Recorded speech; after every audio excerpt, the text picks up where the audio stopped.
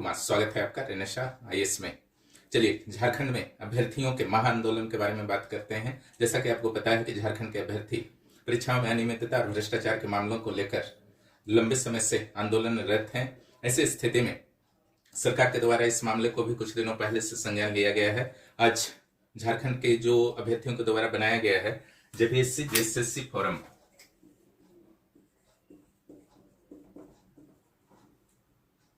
Reform forum, यह आपका जो मूल संगठन है। इसके अलावा कुछ और भी संगठन है, लेकिन मूल रूप से यही आपका संगठन है जिसके तहत अभ्यर्थी एकजुट हुए हैं अपनी मांगों को लेकर के। इसके साथ आज दूसरे दौर की वार्ता हुई जिसमें कुछ अभ्यर्थी अलग अलग गुटों के भी थे, लेकिन मुख्य रूप से भागीदारी इनकी थी।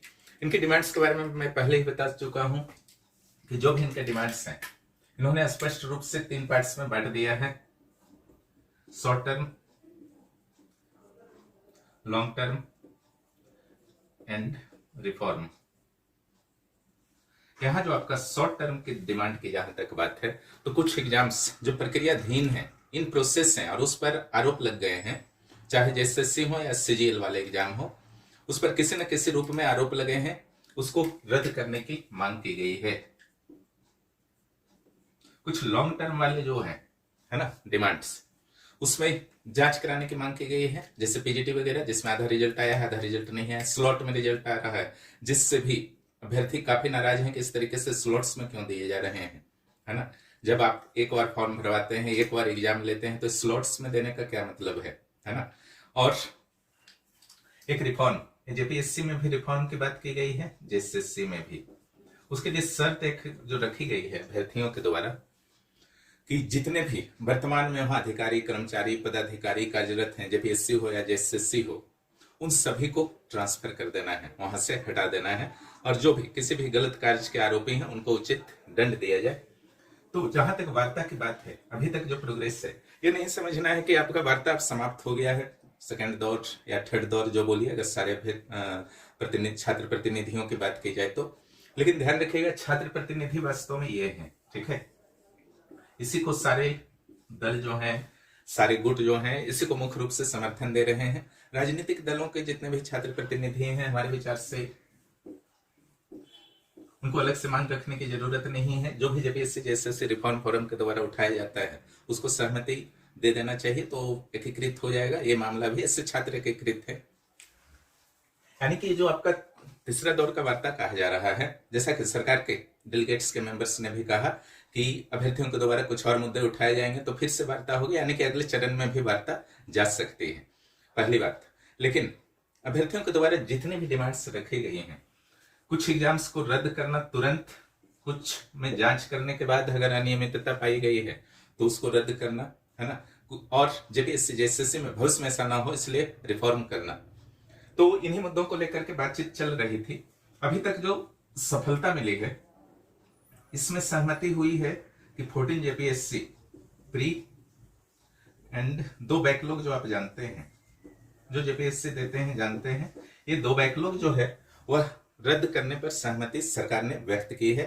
इसके अलावा न्यायिक जांच की भी बात की गई है सीजीएल के संदर्भ में। इसके अलावा रिफॉर्म के अधिकांश पहलुओं पर सरकार लगभग सहमत है। तो यहाँ पर विशेष विवाद अभी नहीं है, क्योंकि रिफॉर्म तो एक दिन का चीज भी नहीं है, कुछ समय तो लगेगा, समिति बनाना होगा, समिति गठन वगैरह सभी पर सरकार जो है पूरी तरीके से रेडी है। लेकिन मुद्दा जो है शॉर्ट टर्म वाला मुद्दा है ना। शॉर्ट टर्म वाले मुद्दे में जेपीएससी से रिलेटेड जो रनिंग 3 एग्जाम थे खास करके, उसको तो रद्द करने पर सहमति सरकार ने व्यक्त की है। ऐसा मत सोचिएगा कि रद्द हो गया है, ठीक है, वो जब जेपीएससी के ऑफिशियल वेबसाइट पर आएगा तब रद्द होगी। ऐसा इसलिए मैं कह रहा हूं क्योंकि सरकार ने सहमति व्यक्त की है, और स्टूडेंट सहमत होते हैं कि नहीं इस मुद्दे पर, उसके बाद सरकार संभवतः फाइनल डिसीजन लेगी। लेकिन एक और जो बहुत बड़ी न्यूज है कि जेपीएससी के अध्यक्ष पहले ही इस्तीफा दे चुके थे। अब जो रेस्ट 3 मेंबर्स थे जिन पर भी प्रश्न उठाए जा रहे थे, उन्होंने भी अपना इस्तीफा राज्यपाल को भेज दिया है। राज्यपाल ने इसे स्वीकृत कर भी दिया है, ठीक है। ये वर्तमान में सिचुएशन है कि अभी जेपीएससी जो आपका है वो सदस्य और अध्यक्ष विहीन हो चुका है। दूसरी ओर एक और जो बहुत बड़ा मुद्दा है, अभ्यर्थियों का अधिकांश संख्या जेएसएससी के एग्जाम से रिलेटेड है, ध्यान दीजिएगा। है ना। जेपीएससी थोड़ा सा हायर लेवल हो जाता है, बहुत सारे अभ्यर्थी जो है उसको टारगेट ही नहीं करते हैं। प्लस जेएसएससी में इस कारण भी अभ्यर्थियों की अधिक संख्या होती है क्योंकि यह शिक्षक से संबंधित एग्जाम्स जो है झारखंड में जेएसएससी ही लेता है। प्लस इंटर लेवल हुआ, मैट्रिक लेवल हुआ, इस सारे एग्जाम जो है ये जेएसएससी ही लेता है। ये मुख्य रूप से आपका लेवल 9 एंड अपर लेवल वाले एग्जाम को जेपीएससी के द्वारा कंडक्ट कराया जाता है। वहां सीट्स जनरली अधिकारियों के कम होते हैं तो अभ्यर्थी भी थोड़े से कम होते हैं। मैटर को समझ रहे होंगे। आंदोलनरत अभ्यर्थियों में मैक्सिमम अभ्यर्थी किसके हैं? जेएसएससी के हैं, ठीक है। इनमें भी मेरे विचार से मैक्सिमम अभ्यर्थी हैं पीजीटी के और सीजीएल के। यहां पर भ्रष्टाचार का बहुत ज्यादा आरोप लगा है। पीजीटी और सीजीएल के छोटे छोटे फॉर्मेट में बहुत सारे रेगुलर आंदोलन चलते रहे हैं। सरकार के पास मैटर को बार बार पहुंचाने का अभ्यर्थियों ने समय समय पर प्रयास किया गया था। कोर्ट तक मैटर गया, यानी और कोर्ट में बहुत सारे जो आपके मामले हैं वो चल भी रहे हैं। और जहां तक आपका अगर ये रद्द हो गया, मान लीजिए बैकलॉग का दोनों और 14 जेपीएससी प्रीलिम्स, तो आपका जेएसएससी वाला जो मैटर था उसमें आपका समस्या ये है कि वहां नियुक्ति हो गई है, ठीक है।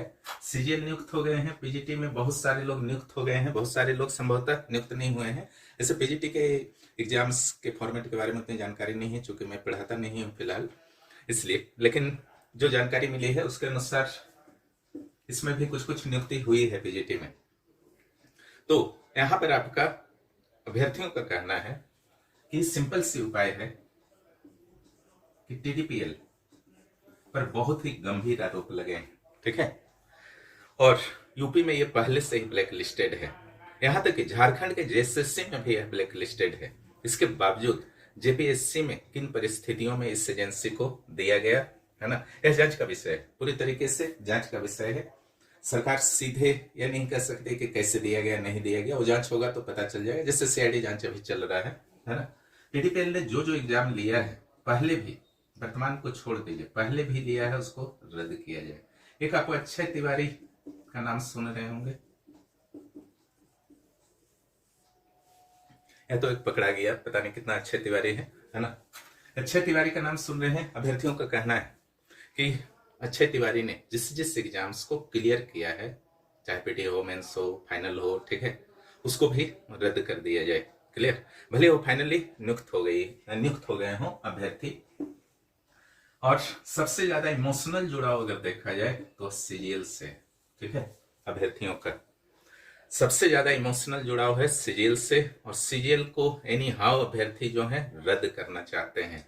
इस एग्जाम में बहुत सारे प्रॉब्लम्स हैं, इसलिए इसको रद्द किया जाए। सरकार को जब इस मुद्दे पर अभ्यर्थियों के द्वारा अपने पक्ष रखे गए तो सरकार ने कहा कि चूंकि कोर्ट के निर्देश पर ये नियुक्तियां हुई हैं इसलिए इसको रद्द नहीं किया जा सकता है।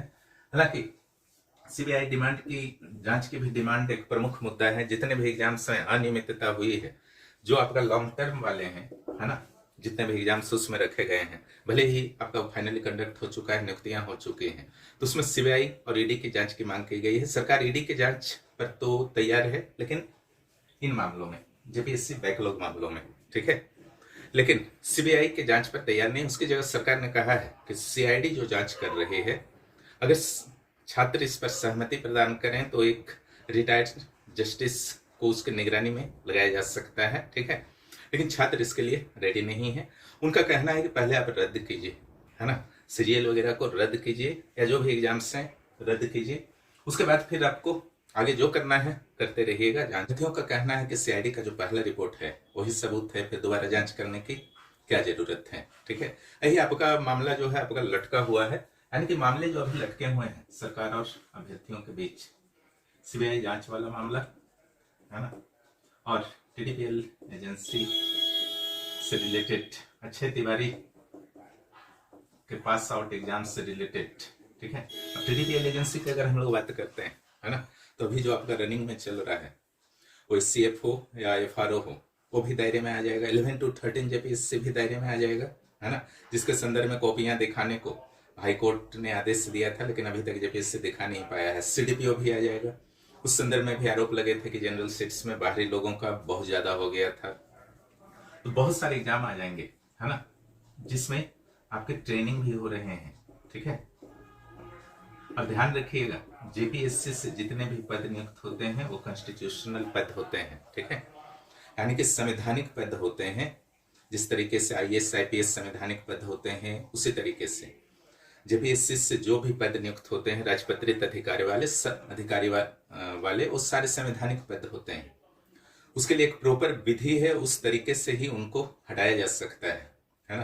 तो सरकार के पास कुछ संवैधानिक और कानूनी बाध्यताएं भी तो यहाँ पर निश्चित रूप से होगी, लेकिन दूसरा पक्ष ये भी है, चाहे सिजिल हो या जेपीएससी का कोई भी एग्जाम हो, अगर प्रक्रिया के दौरान कुछ बहुत ही बड़ी खामी हुई है और गलत तरीके से नियुक्ति हुई है, ठीक है, तो पूरी तरीके से सरकार उसको निर्णय लेने में सक्षम है ना। फिर मामला कोर्ट जाएगा, फिर कोर्ट में आपका चलेगा।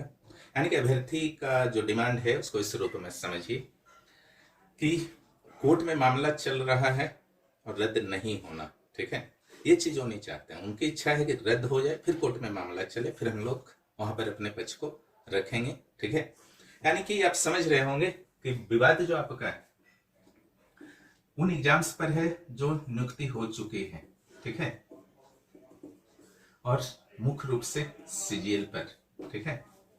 सीजीएल पर आपका बहुत बड़ा विवाद है, लंबे 2015 से ये चल रहा है, किसी तरीके से नियुक्ति हुआ था, है ना, और अभी भी वो विवाद आपका बना हुआ है, विवाद समाप्त नहीं हुआ है। अभ्यर्थियों का कहना था कि जो सेकंड टाइम आपका सीजीएल का एग्जाम हुआ था, प्रीलिम्स तो शायद हट गया था ना, अभी फिर जोड़ा गया है, तो उसमें भी गड़बड़ी हुई है, ठीक है, उसमें भी लीकेज वगैरह हुई थी।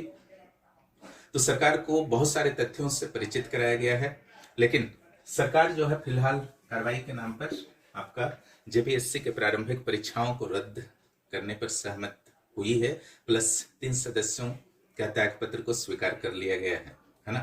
तो आंदोलन के अगर सफलताओं की बात की जाए तो इसे पहले चरण का सफलता कहा जा सकता है। रूप से जो भी अभ्यर्थी कल विधानसभा घेराव पर जाने वाले हैं, क्योंकि उनकी सारी मांगे नहीं मानी गई हैं, उनका कहना है कि जब तक एक एक मांग नहीं मान लिया जाएगा हम लोग यहाँ से उठने वाले नहीं हैं। तो जो भी अभ्यर्थी आज प्रभावित हैं, भविष्य में प्रभावित होंगे, निश्चित रूप से आप सहयोग कीजिए अपने साथियों का, ठीक है, यह आपके भविष्य की लड़ाई है, क्योंकि एग्जाम में अच्छा होगा तो जो भी मेरिट वाले हैं उनका चयन होगा। पंजाब हरियाणा वालों को फिर जरूरत शायद यहाँ पर, यूपी वालों के यहाँ पर जरूरत नहीं पड़ेगी, मेरिट से आना है आए, कोई दिक्कत नहीं है, ठीक है। लेकिन झारखंड के अभ्यर्थी ऐसे भी नहीं है कि हरियाणा वालों से झारखंड के जीके में हार जाए, ये विश्वास करने योग्य नहीं है ना। आप नहीं चाहते हैं कि कट ऑफ आपके अंदाज से ज्यादा चला जाए, 144, 150, 55, है ना। तो निश्चित रूप से आपको साथ देना चाहिए, कि आपके लिए सारे साथी आपके लिए लड़ रहे हैं, किसी और के लिए नहीं, ठीक है। रही बात कुछ और पहलू पर, जिसका चर्चा शायद कहीं नहीं हो रहा, लेकिन मैं जरूर करना चाहूंगा, मैंने अपने ब्लॉग के पोस्ट में भी किया था इसका। आज स्थिति ये है, ठीक है, कि कुछ एग्जाम के बलिदान हो चुके हैं। जेपीएससी बैकलॉग 1, बैकलॉग 2, है ना, 7 सीट वाले एंड 45 सीट वाले, 103 सीट वाले, ठीक है।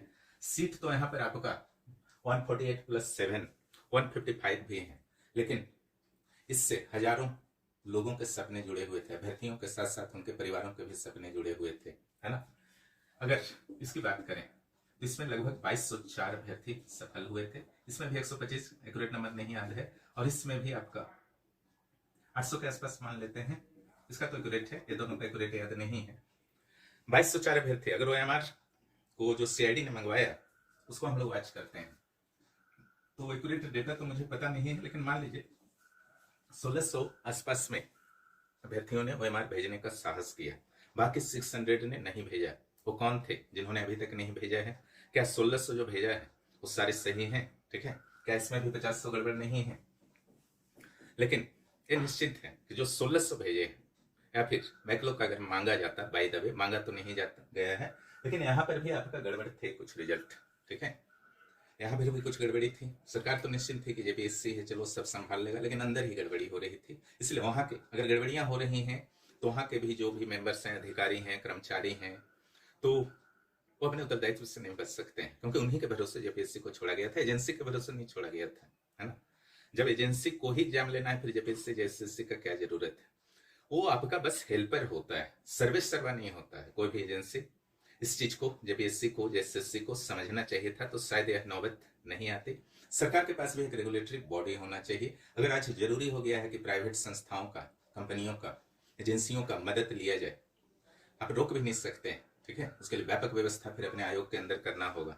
अगर जरूरी हो गया है तो कम से कम एक रेगुलेशन तो होनी चाहिए, उस रेगुलेशन का बहुत कड़ाई से पालन होना चाहिए, और अलग अलग कार्य अलग अलग एजेंसी से भी कराया जा सकता है। जब आउटसोर्स करना है तो दिक्कत क्या है, 4-5 कंपनी से करवा लीजिए, क्योंकि अंततः पारदर्शिता इंपॉर्टेंट है।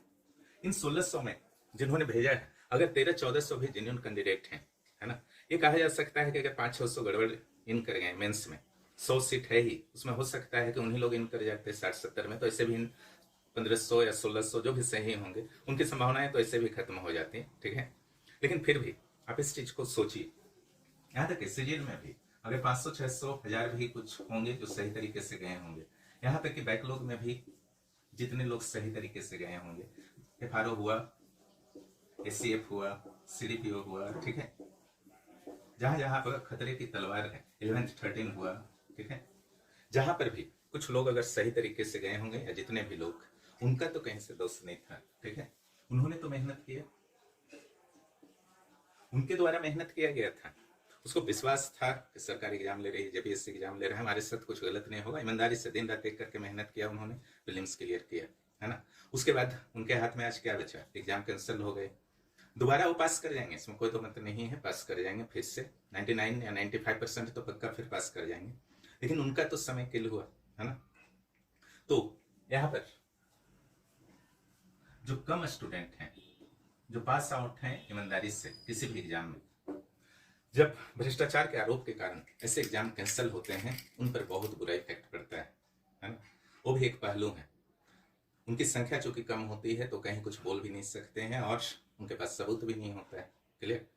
तो ये सारी स्थितियां हैं अभी फिलहाल कि पहले चरण का सफलता मिला है, भले ही वार्ता तीसरे दौर का हो, लेकिन सफलता जो है पहले चरण का मिला है, और झारखंड के अभ्यर्थियों में के लिए अभी संघर्ष लिखा हुआ है एग्जाम्स में, आने वाले एग्जाम्स में, क्योंकि रद्द होना, एग्जाम समाप्त होना, कुछ भी, ये आपका टेम्प्रोरी चीज हुआ, सबसे बड़ी चीज है रिफॉर्म, यह अब ऐसा फ्यूचर में नहीं होना चाहिए। संभवतः सरकार ने इसके लिए अभ्यर्थियों को आश्वस्त भी किया है कि भविष्य में ऐसा नहीं होगा, है ना, लेकिन वह दिखेगा आपका रिफॉर्म में सरकार के द्वारा क्या प्रयास किया जा रहा है ना।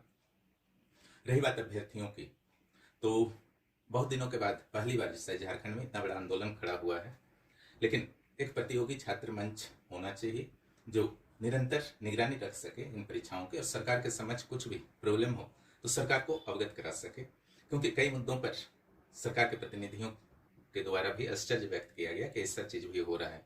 तो अगर इस टाइप का कोई संगठन रहेगा तो निश्चित रूप से सरकार को रियल टाइम जानकारियां मिल सकेंगी कि कब कहाँ गड़बड़ी हुआ, और आयोग के पास भी उनका संपर्क बना हुआ रहेगा, इससे भी पारदर्शिता आने की संभावना है। और BPSC पारदर्शिता के क्षेत्र में बहुत कुछ कर रहा है, वहां पर भी, वहां से भी कुछ प्रेरणा लिया जा सकता है, वहां के मॉडल्स को भी कुछ लागू किया जा सकता है। जैसे वहां का आप देखिए, मुख्य परीक्षा से पहले भी कॉपी अपलोड होता है, और मुख्य परीक्षा के बाद चेक्ड कॉपी भी अपलोड होता है। तो इन चीजों को अपनाया जा सकता है, जिससे भविष्य की जो परीक्षाएं होंगी, खास करके सिविल सेवा की, या फिर वो पूरी तरीके से पारदर्शी होंगी। और इन सारे मुद्दों के बीच जो जांच का पहलू है, CID को अभी JPSC का दिया गया है मैटर, JSSC का भी मैटर दिया गया है, लेकिन JSSC के अंदर जाकर के अभी तक CID के द्वारा जांच नहीं किया गया है ना। तो स्टूडेंट उसके भी डिमांड कर रहे हैं कि JSSC का भी JPSC की तरह अच्छी तरीके से जांच होना चाहिए। और आंदोलन अभी जारी है छात्रों का, कुछ नए अपडेट्स मिलते हैं तो निश्चित रूप से मैं दूंगा, और भविष्य सब अच्छा होने वाला है शायद, क्योंकि अब अभ्यर्थी जाग गए हैं, निश्चित रूप से सब कुछ अच्छा होगा, और संघर्ष से ही सफलता मिलती है, और इसमें कुछ भी गलत नहीं है। जब संघर्ष कर रहे हैं, कोशिश कर रहे हैं, तो हार कभी नहीं हो सकती। वीडियो देखने के लिए बहुत बहुत धन्यवाद, फिर मिलते हैं अगले वीडियो में। जो भी इस चैनल पर नए हैं, चैनल को जरूर सब्सक्राइब करें।